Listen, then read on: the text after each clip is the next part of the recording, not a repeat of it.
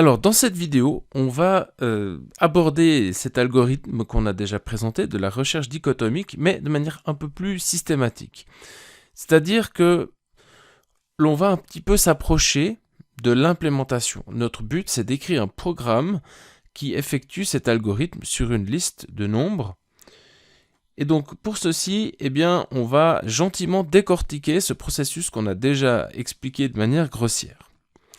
Alors, comment fait-on pour calculer la position de la carte du milieu que l'on va retourner. Je vous rappelle qu'on retourne toujours la carte du milieu, on coupe la liste en deux pour éliminer à chaque fois la moitié des éléments. Comment fait-on ceci d'un point de vue de l'ordinateur? Eh bien, en fait, pour faire une recherche dichotomique, on va utiliser plusieurs indices. C'est pas comme si on utilisait une variable index où on commence à 0, puis après on fait un while, tac tac, et puis on augmente le index à chaque fois de 1, d'accord? On va pas faire ça. On va faire autre chose, on va utiliser en fait plusieurs index différents. On va utiliser un indice qui va viser, on va dire, vers la première carte, tout à gauche, d'accord? Donc moi je vais l'appeler left, et puis un autre indice qui montre sur la dernière carte de la liste ou de la sous-liste que l'on considère.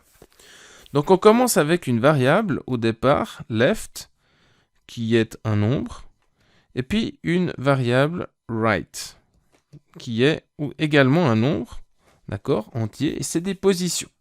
D'accord, c'est des positions dans la liste. Alors, au tout départ, bien entendu, qu'est-ce qu'on a pour ces deux indices? Alors, left au départ vaut 0. Et puis, right au départ, c'est tout à droite, c'est donc 49. Après, il nous faut encore un troisième indice, on va l'appeler ici middle, c'est-à-dire le milieu. Quelle est la position de la carte du milieu?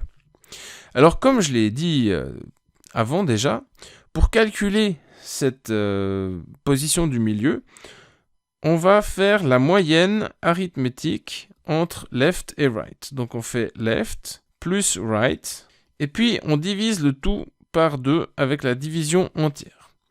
Dans notre cas présent, donc ça veut dire qu'on va faire 0 plus 49, d'accord? Ça fait 49, double divisé par 2, donc ça fait 49 divisé par 2, 49 divisé par 2, comme vous le savez, ça fait 24, et donc on va retourner la carte numéro 24. Donc on va d'abord inscrire 24 dans la variable middle, et ensuite on va aller tourner la carte en question. On regarde cette carte et on la compare en fait avec la valeur cherchée. Donc ça, c'est ce qu'on va appeler, pour les besoins de l'implémentation, searched value, c'est la valeur cherchée. D'accord? Et puis ça, c'est en fait la carte du milieu que l'on vient de retourner. On compare les deux, et puis on continue. Là, on constate que la valeur cherchée est plus grande que la carte qu'on a trouvée. Donc la carte trouvée est trop petite.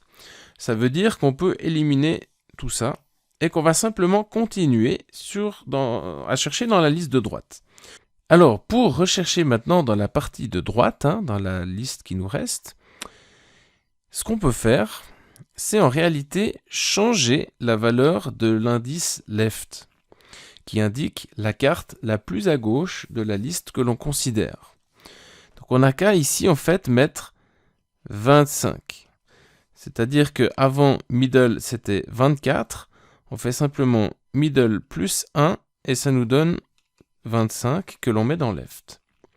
Ça veut dire que maintenant, on a une nouvelle liste qui va de la carte 25 jusqu'à la carte 49, dans laquelle on continue de rechercher la carte cherchée 541.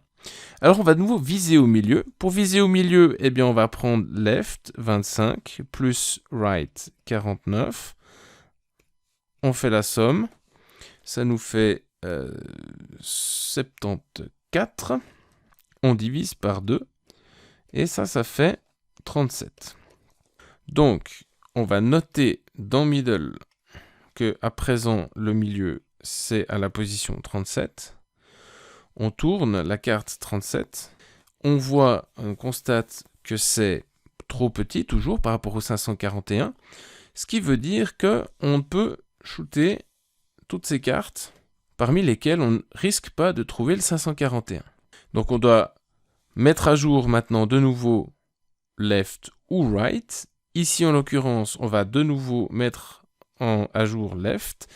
À présent, left, c'est la carte numéro 38. Donc ici, on met 38. Et puis, pour calculer le milieu, on va faire 38 plus 49 par 2. Donc 38 plus 49, ça nous fait 86 par 2. 86 par 2, ça nous fait 43. Donc c'est la carte 43 qui se trouve au milieu de la liste qu'il reste à explorer.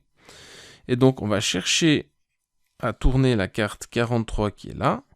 On regarde ce qu'on a. On a 684. 684, c'est trop grand. Donc on sait que la carte cherchée ne se trouve en tout cas pas ici. Et donc ensuite, on met à jour cette fois-ci l'indice right. Parce que cette fois-ci, la liste que l'on considère encore, dans laquelle on peut encore éventuellement trouver la carte cherchée, elle va de 38 jusqu'à 42. Et donc là, on fait 38 plus 42. 38 plus 42, ça fait 80. Par 2, ça va donc nous donner 40. Ça veut dire qu'on va retourner la carte 40.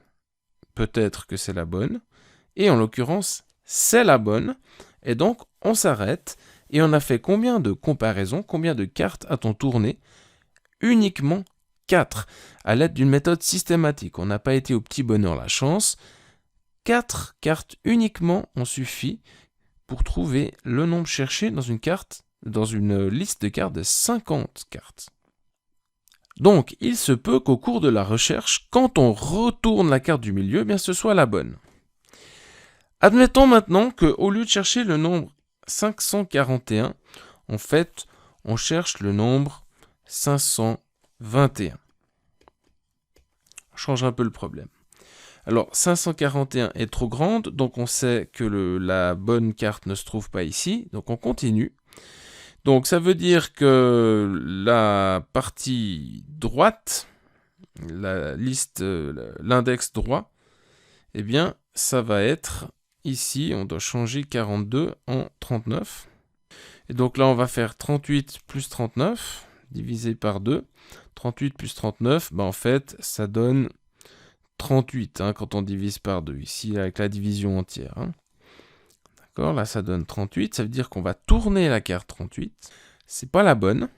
Donc, ça veut dire que left maintenant va devenir la carte numéro 39. Ici, je vais remplacer left par 39.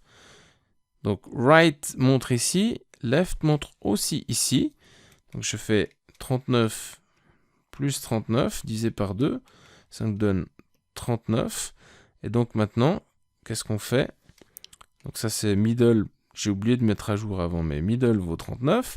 Et donc on tourne la carte du milieu, qui est celle-ci. Et là, on voit un truc, c'est que en fait, on cherchait le nombre 521 et on ne l'a pas trouvé. On sait qu'il ne peut pas être ailleurs, mais on ne l'a pas trouvé du tout. Et ça peut arriver que le nombre cherché ne se trouve pas dans la liste.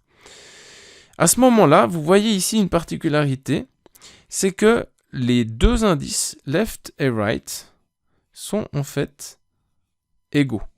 C'est-à-dire qu'il n'y a plus qu'un seul élément dans la liste à chercher. On retourne cet élément et ce n'est pas le bon. Ou peut-être c'était le bon. Ça aurait aussi être 521 ici, éventuellement. D'accord ? Voilà. Donc là, les différents cas de figure, si vous avez compris ça, en fait, vous êtes presque déjà en mesure de programmer cet algorithme par vous-même. Et on va le faire ensemble. Mais il faut déjà bien comprendre comment fonctionne l'algorithme avant de passer à la programmation en Python.